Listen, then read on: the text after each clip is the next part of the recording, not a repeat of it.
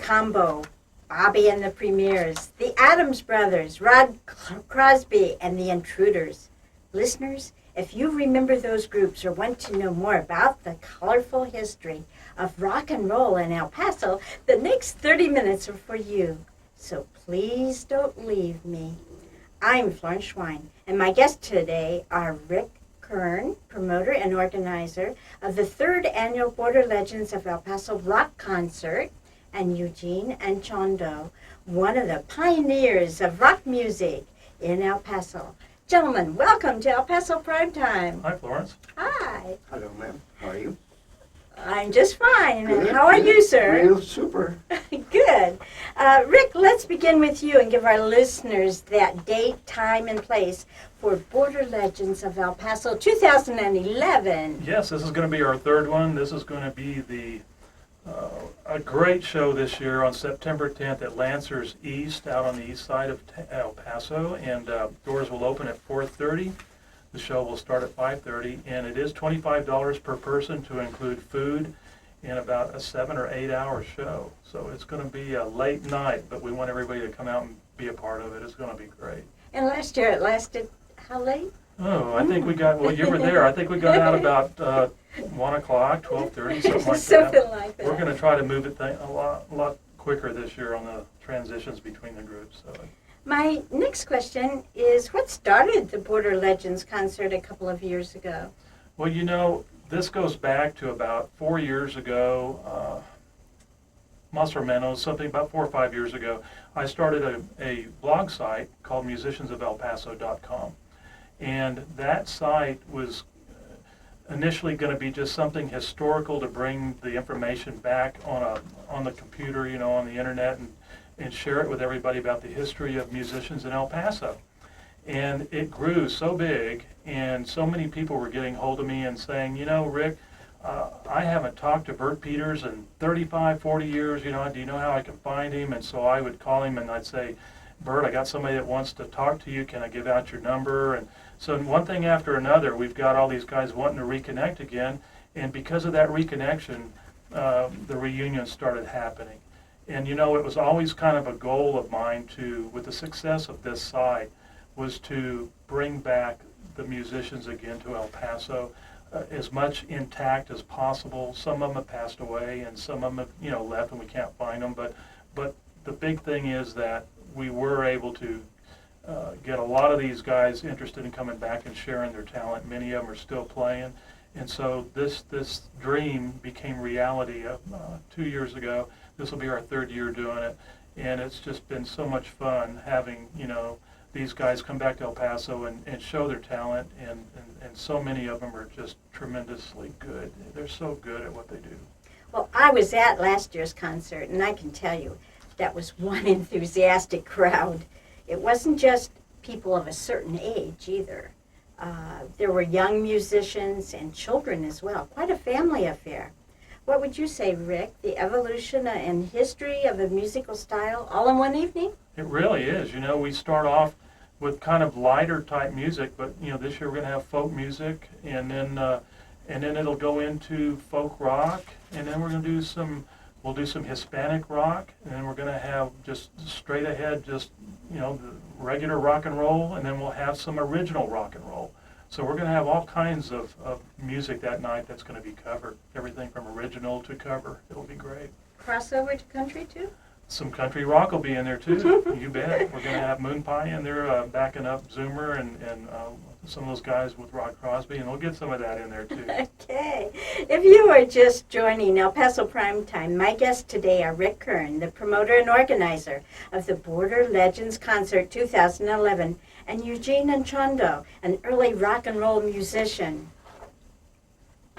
Rick, who have you really lined up for this year's concert? Let's just make this a bit of a history lesson and give us some information about each group or performer. Sure. How about Zoomer Roberts? You just mentioned him, right? Yeah, Zoomer Roberts. You know, he's the founder of the name Border Legends, and so we once we started doing these concerts, we changed it to Border Legends of El Paso Rock and Roll Concert.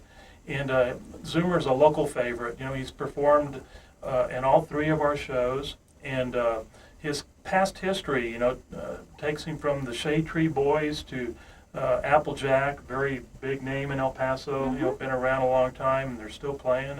And the guys that are going to be backing him, he'll be the first one out of the gate, and members of Moon Pie will be backing him up, plus Dalton Powell from the Bobby Fuller Four. He'll be playing drums with Zoomer's portion. The next group is the Teak Woods. This is a folk group that came out of the Teak fraternity here at UTEP. Back in those days, it was Texas Western College. The group is made up of Bob Burns, Warner Sankman, and Tom O'Neill. And back in their day, they were playing all over the city and Sun Carnival events. And Bob is the band leader for the Mike Caranda Orchestra. We lost Mike about a year or so ago. He passed away. But Bob's still very active, lives up in Las Cruces, and he's down here quite a bit playing with Mike Caranda's orchestra. Another real popular band back in the 60s was a group called Truth. And this is comprised of Sherry Carnes from St. Louis, Ron Logan from Fort Worth, brothers Jimmy and Gary Leah, Rick Armstrong, and Jim Leah's son Greg Leah on drums. These are all great musicians that still play a lot. Some are playing in their church bands and in other groups, jazz groups and rock bands, and they're going to be covering all kinds of music, some really exciting music from the past, everything from Jefferson Airplane to the Beatles. Another group called the Troubadours is comprised of Bill Taylor Sparks, Glenn McCain, and Bob Crockett. They were also a popular group formed from the Texas Western students, and they played local venues and even were a warm-up act for Joan Baez.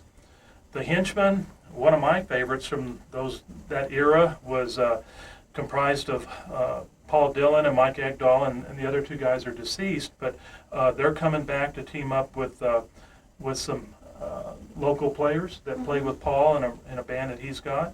And some of the memories that I have about this group is that they would go and play many of the high school after game dances on Friday night after the football games. And I know I went to Sletta High School, and I remember seeing these guys play there several times. They were a favorite. Another group is the Adams Brothers. This is Doug and Daryl Adams. They're flying in from San Francisco to hook up with Glenn Leffler and drummer Andre Bonaguidi, who is with PT and the Cruisers. Andre is one of my favorite people, and in fact, I managed that group. And but the groups of the past that they were part of was the Caravels, Kite, and Wailing Wall. And these guys are going to do some original pieces and some cover songs. They're all great players and still very active in music. Marshall Nelson, also coming in from California, will be doing his solo act, playing music that he has written and has recently recorded some of it at the Sonic Ranch in Tornillo. His past El Paso bands include Old Scratch and Della Street, which was a Queen cover band in Albuquerque. Rod Crosby and the Intruders, you can't say enough about Rod. He is my co-producer of the Border Legends of El Paso Rock Concert. His name and reputation go back 45 plus years, and his high school, the high school reunions are still booking his group to play for them, and he's played this show every year, and he's been credited with sounding much like Bobby Fuller and Buddy Holly. Bobby and the Premiers, Bobby Rosales, Bobby and the Premiers and his band have played every one of our shows as well, and Bobby will be doing some of his hit songs, and will be accompanying Sonny Powell of the Night Dreamers, Ray Carrion of the Valiants, and Gene Anchondo, who is in the studio with us today. I know, that's wonderful. It's so exciting for me. Yeah. Gene, how did all this come about for you? Ms. Ñañez is an El Paso Community College director of the Senior Citizens Program, where I was a guitar instructor. She directs a very successful full concert every year of different topics. And this last year, she chose to invite legends of the 50s bands and made a band out of these legends, which turned out to be a very successful. And Mr. Kern was there and learned that I was with the very first rock and roll band in El Paso. And he invited me, a big honor to be in his show. Well, I'm so anxious to hear your story. Back in 1956, 54 to 56, when the standard music was Glenn Miller and Frank Sinatra, Corridos, rancheros. What else? All the local bands of that area were made up of older musicians, 25 to 60, and played big band style and Mexican music, all note reading music. They played jazz and standards. So, okay, I was a freshman in a Midwest high school in 1954. Saddle shoes, poodle skirts, drive-in movies, sock hops. You remember all those things? No, you can't. You're too young, Rick. But I bet Gene remembers. And about 5 years earlier than that, in 1949, Jefferson High School opened. How did that make a difference for young musicians in El Paso? The very first band was of Jefferson band students and played for school activities. They call themselves the Jeffersonians. That was smart of them. Yep. They were using instruments from school, and in the band director was guiding them. Oh, good politics. But they folded after 1.5 years, and some of the students decided to continue the band outside the school and called it the Teen Timers, because again, they were all teenagers, and we found out that teenagers could form a band. Well, reading music was a much-needed skill, but the Teen Timers got to be good enough, and some of them didn't read music, right? Right, they continued. They played. They found some students from other schools that could read music and make a big band sound. And that happened because of Jefferson opening, right? It brought other students from other schools. The Jeffersonians folded, and then they wanted to continue the band, but there was not enough band that could read music. And we were trying to do, well, they were trying because I wasn't with them yet. They were trying to do a big band, and they did. They played for about 2 years and had a lot of band followers, what they call today groupies, because teenage dancers wanted teenage musicians. Oh, I was a groupie when my husband was in a rock and roll band. That's right. I sat there at the side on those dark nights and smoky places. I understand that that's when you got your Les Paul style electric guitar? I still don't know why they hired me to play guitar in a big band. I did not read note music and knew nothing about bands. But when they invited me to go to the practices, I thought I was just there for fun, and they were my friends. But when they got to the first gig, they told me I was going, that they would buy me an electric guitar. Well, no music or not knowing music, I said, yes, sir, you're going to buy me a guitar, I don't care, I'm going. So, My goodness. Did you have a musical family? How if you couldn't read note music? I read music, but it was in school. I was in school band, and I had the clarinet, but I hated the clarinet. But at that time I was learning how to play a guitar by ear, and they invited me, and the rest is history. I got in there and I started learning. I had to learn whatever by ear what they were playing. Everybody was reading music, but me. But I have a good ear, and I had to practice more than they did. So I did learn their music, and later on I was part of them. Oh, I think it's fascinating when somebody can play by ear. My husband can do that, but I can't, and I'm the one with the piano. So what was a tea dance at that time? What did they A tea dance was when school kids got together in a place to dance in the school grounds.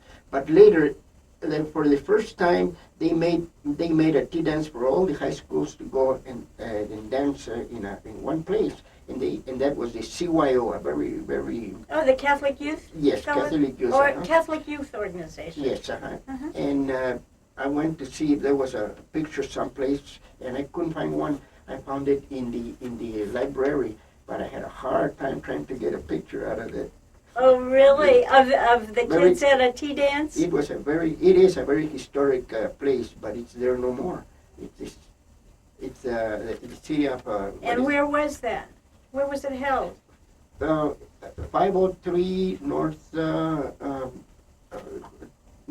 What? I don't remember the. Oh, okay, but the building's not there anymore. No. It is the entrance to City Hall. It is, there's a booth right there. downtown. And then it is where El Paso Museum of Science is. Now. Yes. Oh, yes, so the halls probably will really vibrate with that sound of music, right? It's important because for people to see that picture, because a lot of people met there, and still they tell me, we met there and we're still married 56 years later or whatever it is. Oh, that's wonderful. Well, how did the Birdland Club in Chicago fit into the picture here in El Paso? Well, after the Teen Timers fold, four guys stayed. I was one of them. We didn't know what to do, either to continue with the band or quit. And we were trying to look for other students that could read music. But while we were looking for these musicians, somebody invited us to go to play in a tea dance where all these students would go in high schools. And of course, not to let the job go, we said yes. And we were there, and we played for that four of us, trying to do a big band sound, Mm-hmm. That Birdland Club in Chicago, they did play. Well, no. What it was, the name was that we liked jazz a lot. Some of us could play it, I wasn't too good at it, but these other guys were. And we went to the Scenic Drive to buy some beer to go and we were there hearing a radio station out of Chicago named the Birdland Club. That all the musicians would wind up, the professionals would wind up there playing jazz all night. Playing jazz. And then we got the idea of putting the Birdland. And we were not a band, so we were just a little four guy. We made it Birdland Combo. Good for you. Since I grew up in the Midwest and not far from Chicago, I remember some of those radio stations. Then a man by the name of Paul Johnson from New Orleans arrived in town. He had an aunt here, right? Right. Well, after they invited, we played there about two times, and then the third time, somebody got a gentleman. This gentleman to play with us, just to sing a couple of songs. He was a gentleman that were passing here with a band that was going to Los Angeles, and he had a little trouble with the band, so he wasn't too sure about it. And we invited him to sing a couple of songs, but we were thinking the standards, and he came over and introduced himself as Paul Johnson. And then we asked him, the leader asked him to do a Blue Moon, and he did it beautifully. But the people didn't pay too much attention about it because we just poor guys trying to do big, And then he sang this song beautifully, and then he asked him to play Tenderly, and he did it. And then we asked him to sing Stardust, and he turned to us and he said, "Oh, you're losing them, right?" And then that's how he forced us to do the rock and roll stuff, because they were playing in New Orleans. So he really kind of made you guys shape up and get into the rock and roll. He's the one that made the Birdland Combo. Oh. And so the Birdland Combo became really one of the most popular bands in El Paso of that genre of music, right? Yes, because we were the first ones that the kids heard the rock and roll. We were the first to play the first song, the first black man that we got to sing with a Mexican band, and everybody was confused. Why is that black man singing with a Mexican? But he was great. He was a showman, and we hired him. And at that time, segregation was at full force. And we hired him anyway. But the teenagers wanted to see that man that was singing so beautiful and singing with this band that played the new sound that we were in El Paso. So that's how we came the Birdland Combo. At one night, he changed from a mediocre band to a super band. Just one man did it. And part of it was his presence on stage, wasn't it? He was a showman. He would get the microphone and dance and shake hands because everybody wanted to shake his hand and know who he was and why this band was here, why this band was playing. How long did he stay with you? 2 years, about 2 years. And by that time he trained you well, I guess. Oh, at that time he showed us every little trick of the rock and roll. He showed you all the tricks, huh? Yes. If it wasn't for him, there would be no rock and roll here in El Paso. Oh, I think it would eventually have gotten Yeah, here. What about playing music without sheet note music in front of you? Did you continue to do that? We didn't know that that could be done. And when he told us that we were going to do these kind of songs, he would bring or send for records from New Orleans. And he just gave it to us and learn that one. So we had to learn it by ear right there and then to play it in the next gig because we were very busy. I was working, I was going to school, and trying to learn this music, it was hard. Where were you working at the time? I was a dishwasher at a restaurant. That's all right. I was on roller skates at a root beer stand at that time. So I can relate to all of this. It's true. You can really carry milkshakes around on roller skates. From that evolved the Battle of the Bands at the Coliseum. Who did that? When we started that, after about a year and a half, the other students, teenagers, learned that this could be done, and they started getting bands together, and pretty soon a lot of very nice bands bloomed, and now we had a lot of competition, and now they made this. The promoters knew that there was a lot of big bands, and they made this to make it a battle of the bands to see who would win this trophy. And we were the most experienced. We got the first one, at least the first one. You got the first But trophy. there was a lot of good bands after us. A lot of beautiful bands. And rock the and roll bands. Coliseum is kind of large, wasn't it? You filled the Coliseum? Coliseum is always full of teenagers because they wanted their own band to win, you know. Uh-huh. Huh. So that really did create some competition for the Birdland Combo, right? Well, the piano player and the saxophone player, they were great jazz, and they decided to continue with jazz only and drop the rock and roll. Mm-hmm. So that was the end of rock and roll for the Birdland Combo. And so, Gene, what did the next years hold for you after that? After that, there was a band, a special band that was coming out, the Rhythmaires. They were more professional. They were more organized, and they dressed alike, and they moved in the movements of the band, the music. They moved. They really put a good show together. Mm-hmm. Before it was just Paul Johnson, but this band everybody was putting a good show. They really moved and played the music beautifully. So you learned your lessons well, and yes. You all became showmen. Yes, ma'am. Mm-hmm. And so you were with the Rhythmaires? For about 2 years until I got married with my beautiful wife. And I stayed there for about my house without music for about 2 weeks. And then they called me, two guys called me to make a trio, a Mexican trio. And then that's where my money came in. I started traveling with a lot of Mexican stars, Mexican big bands, and starting the shows for them and intermissions with this trio. It's called the Rubies. And they made a lot of money. Oh, well, good for you. That's where my money come in. So you went all across the United States? No, just the Southwest. They would hire us here, or they would tell us where to go in the Southwest. Tucson, Phoenix, Dallas, Austin, and we went there and we meet them there, and then we played a couple of days, and then we came home, and then they would continue to wherever they were going, to New York, Los Angeles, or whatever. Mm-hmm. So you were on the road. Did your wife go with you at that? No, we had 3 kids, and she had to take care of them. So she was home very busy. But very much.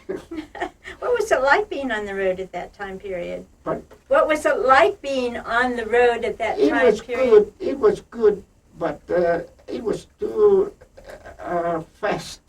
And let's go here, let's go there, hurry up and move on. And, well, I didn't like it. So I quit. You were ready to come home. Yes. And then I started with other little bands, here in El Paso. Mm-hmm. And you continue. to Yes, play? I continued, and then I decided to stop, and I went to Paso Community College as a guitar director. I mean, not director, instructor. So Mhm. that was the end of it. So that's what you were doing then. Yes, Well, I think it's going to be wonderful to see you on stage again.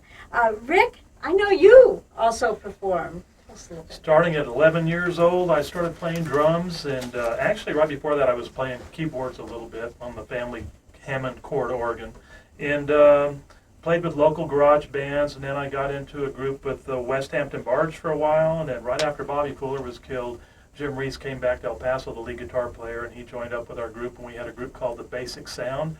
That group played at the Knights Club for 6 nights a week for about, close to 3 years while I went to UTEP. Played 6 nights a week here, and then had other bands, one called Macadamia, and that group became later the Sounds Royale Show. We went on the road to California to seek our fame and fortune, and got a lot of fame, not a lot of fortune. But and then But your wife went with you. she went with me and designed album covers and clothes, and was a good critic. We also had another group on the road called the Tapestry. Mhm. And that group, in fact, you've got one of our albums. I think. Yeah, we And- do. And that group did real well. We traveled all over the country and in a couple of tours of Canada, and did some recording in Cincinnati, and performed with some famous people, and that was a nice group. Had a lot of fun with that group. Then we came back to El Paso, and here we are. And it's a good life, right? Yeah. So here we are, 2011. The Border Legends of El Paso concert will be September the 10th at Lancers East. That's at 3135 Traywood. Doors will open at 4:30 with the show beginning at 5:30, $25 per person. Thank you so much to legends Gene Anchondo and Rick Kern for our rock and roll history lesson today, El Paso style. And to Dennis Wu, the KTEP jazz man, who has his own covey of guitars. For El Paso Primetime, I am Florence Schwein. We're good on time, 27:15, so we can add some stuff to it. Cool. Oh, how can you? Do you happen to have? Please don't leave me. What? Please don't leave me. That song.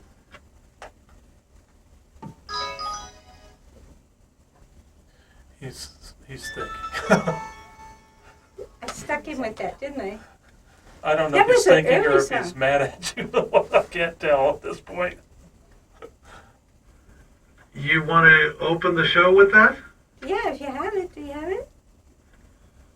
That was Judging one by of my face, probably not. I'll find it. I don't know if we have it at home either. it's Do a you Fats have it? Domino song. Huh? Fats Domino It's song. Fats Domino? I have That was I have a- a greatest hits album from Fats sitting at home, but I'm not sure. Gosh, I don't know if it's on there, to be honest with you. I don't know. Or we could start off the show with famous licks from Dennis Wu. No, that's not a good idea. No, not a real good idea. I listened to that cassette, and the quality's not good No, enough. I told you. Yeah, it's not good enough. What We've got some of the live music of his group. Wasn't that one of Please Don't Leave Me was one of the early songs, wasn't Yes, one of the very it? first. That started Yeah. the rock and roll thing. We're Yeah, when- teaching Dennis rock and roll. When he started singing that song, Who, Johnson? yeah, he started with ooh, ooh, ooh, ooh, ooh, and too many oohs, and I thought, what's this guy doing? And then he was just oohing, and then his drummer said, no, continue. And then when the people were looking, ooh, ooh. And then when he started singing, please don't leave, them joined, and then the people started coming, and they start looking, and they start swaying, clapping, and then, doing all kinds of stuff. He said, what's going on? So that was one of the songs here that really was the breakthrough. That first one, that was when he told us what to do in rhythm, because rhythm and blues is rhythm, that's all it is, rhythm. And he was telling what to do each instrument, and we were doing it, and the people, They came up to the stage? yeah, see what was going on. They've never seen anything like it. They were hearing the Blue Moon, you know, and then I like Blue the Moon. beat, you know, and Johnny Mathis. and then that's right. That second was the time that things turned around when he started ooh ooh. With Please Don't Leave Me. Yeah, that second turned that. I'm talking second, not minute or hour. That second, all the people started coming and they started clapping, and that second it turned from a mediocre band to a super band. So Please Don't Leave Me was the song that made Birdland Combo come alive. And then after that, he said, "I want you to give you some that I have 45, and know them for next week gig." Oh, really? And then we couldn't have any music for that, so we had to learn it by heart. And we played, and he gave 3. I don't remember which one, but rock and rolls, rhythm and blues, and we learned and we test them with the people that, okay, let's do the one I told you, the first one, and give me that. So here we are, and here's the people, hey, what's going on? So Paul Johnson was really important as far as that moment of breakthrough. He taught us, he forced us, because we didn't. I said, we don't know how to do, just do it. And I'm going to quit my band because I'm having a hard time with my band. They're mad at me for something. I'm going to quit. If you give me a good place for me to get money, I'll stay. So we did. It gave him a lot of money. You know, we played Thursdays, Fridays, Saturday afternoon, Saturday evenings, and we were doing a lot of money. And we were very, very popular. And so he could stay with his aunt in El Paso? Yes. And that went and on? until he fixed things to come back, you know, to stay here. And he did. So we were lucky that man showed up. We were lucky that he could stay. We were lucky that he was mad at the band. Everything was perfect. The story of rock and roll in El Paso, behind the scenes. Like That's I said, wonderful. like I was telling him, rock and roll hit us in the face because we were used to.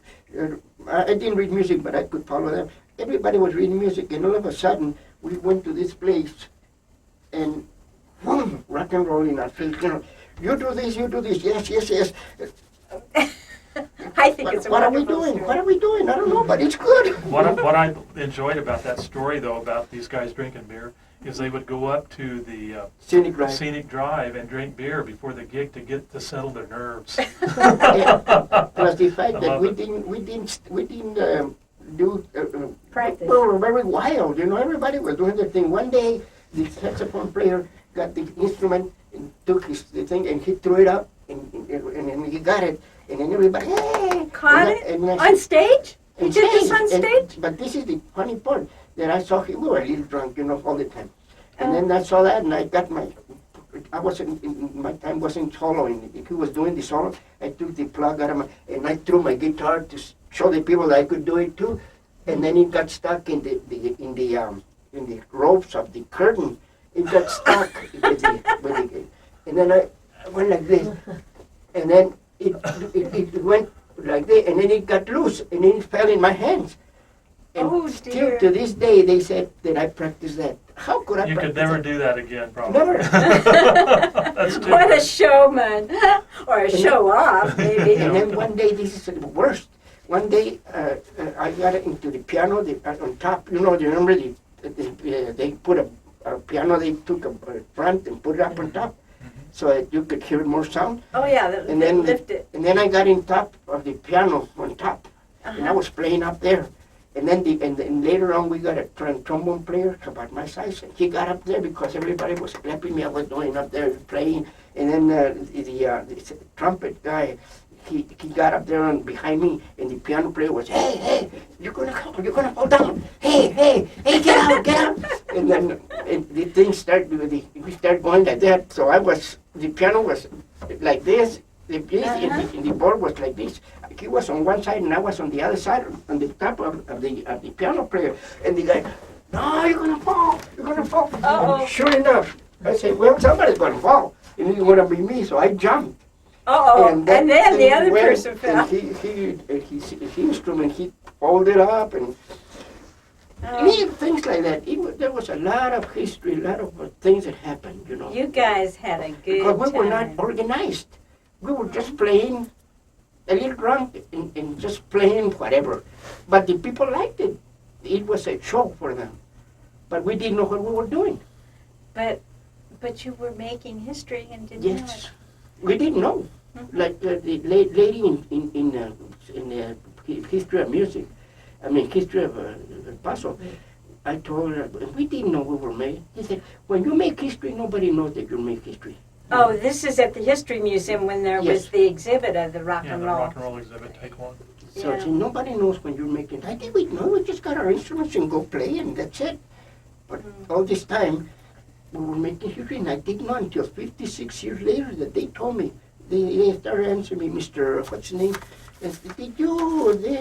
I said, yeah. They said, did you know that you make history? How? Well, I have it here. And He so said, you did make history. It's funny, he has some banners of pictures of their group, you know, and in fact, George Reynoso has it hanging in his store right now. they made a 3 by 5 long, and they would. I thought, if you could see my, and I'm not going And to show we you use this. those banners in Yeah. the rock and roll exhibit. I'm And not going And- to. I remember and- that exhibit. And- That was a And neat I said, exhibit. guess where the, Oh my Real goodness. quick. I'm Oh gonna my show you goodness. this. Real quick, huh? I said, guess where the pictures came from This that is made my those beautiful banners? wife I when said, we got married. Mm-hmm. And my Very proud family. of you. I'm gonna. This is look at that. This is the one I was showing. Wow. This is what this girl says. I'm 19 years old and a lifelong resident of El Paso. I never knew we had such interesting icons and other artifacts. So you're an icon. They say. Or an I love artifact. it. There was hands-on stuff, guitar heroes. Like it Since was like this that. exhibit is rock and roll Yeah, themed, love and it anyway. she's tall and beautiful, and she sees me. Said, "Is that him?" Isn't that wonderful? Yeah, museums get those little stories all the Real time. quick, I'm gonna show you. Please look at the when I used to play 58 with the then after that the Rhythmaires. Knights of Columbus. Mhm. Oh, I've been in those Knights of Columbus me halls. too. We're playing at the Coliseum. This is Mm-hmm. that Yeah. band that I was telling the Birdland Combo. Uh-huh. It must be Paul Johnson. And this is them. That's another banner. They took me off and they made a banner, and it's over there. Yeah. I'm not, Really great. Well, hang This is on the- to this. this is the Teen Timers. Oh, aren't they cute? I think this is the. Anyway, Only I would say that, right? look at that. The I have Birdland for many, Combo. and this is the people that I used to play and went with them. Mhm. Very famous. I'm not Oh, gonna put them no more. wonderful. See, this is Oh, and look at when I this. played The rubies? trio. The trio, yeah, that they were Yeah, called the the rubies. rubies. Why did you name it the Rubies? Because, I don't know, the rubies, it's, Los Tres Diamantes, the three diamonds, Mm-hmm. is a trio, very famous trio. Well, the diamonds is taken, so I'm going to call them the rubies. Oh, I And like called rubies. her, I met her in the kitchen. She was singing. I took her out of the kitchen and put her. and put her on stage? Yeah, What and was she's her now a very famous person. Oh, is she? How wonderful. I'd love to spend the time looking at this. Mhm. However, look at this. Isn't this cute? Handsome I man. play all kinds of music. That's a good Do thing you? about me. What do you play for fun? Nothing. Nothing. I don't usually. I don't play anymore. She says, "Why don't you get the guitar?" What more? I'm tired of the guitar. Oh, wouldn't you like to be serenaded Yeah, by of course. That's what I complain all the time. him? Yeah, yeah. Well, thank you very much for inviting me. Well, Thank you very thank much. I you. hope I did good. You're very You welcome. did just fine. That should be an interesting show. This is for me. Yes. I need it. And we're going to ask Dennis if he'll take our picture. I hope everything came out good. Oh, I'm sure. Dennis can fix everything. Dennis is a pro.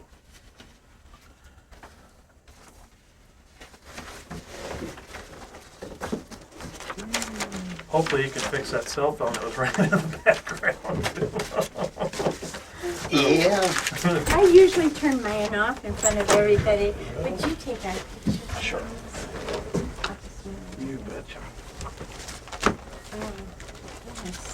Third day in a row, we've had Wait, problems wait, with our wait. website with the traffic. 2:45, they cut everything. I'm doing traffic reports on Wow. the city. I think you have to get a little closer.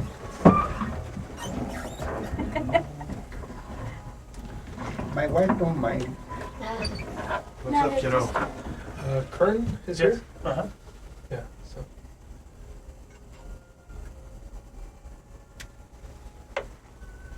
Is it Rick Kern? Oh, this is somebody else is here named Kern. I don't know. Oh, Kerr. Kerr? Yeah, Oh, okay. that's for me. Okay. She's my next one. Okay. Will you do another one? Oh, yeah. Let me get my stuff I back get over. to do double duty today. Double duty. So this is going to air on September 3rd, September 3rd. 1 o'clock. Yes, sir. Okay. So they Thank just you, killed the- thank you Thank so you very much. much. Hope I did good. I'm not- You did I'm just, not used to you're this. just, oh, a man who jumps on pianos and performs is having a microphone. We don't let you get by with that. Once a performer, always a performer, right? You bet. Thank you, Rick. Thank you. Thank you for that background. Mr. Kern, thank you very I much. sure hope you got some of those outtakes. Mr. Kern, thank you